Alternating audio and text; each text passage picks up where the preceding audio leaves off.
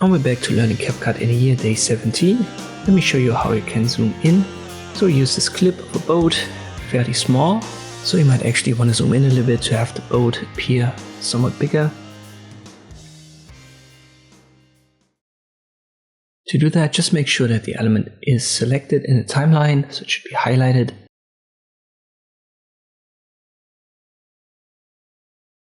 Then under Video Basic, you will find the scaling. You simply make that bigger.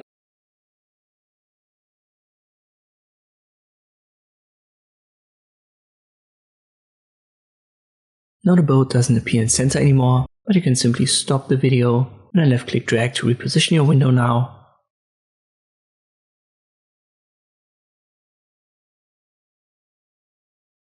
Maybe I drag it a little bit to the left as well, up to here. And there you go.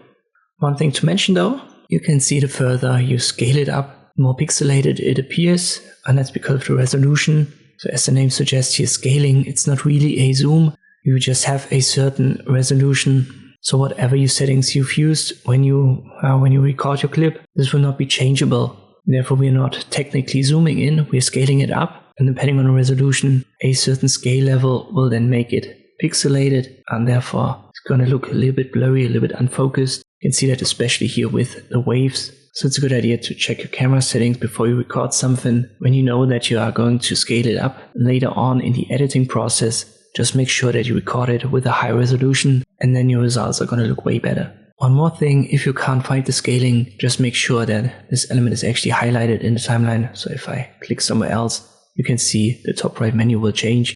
So just left click on the element, it's then highlighted, and then under Video Basic you will find the scaling.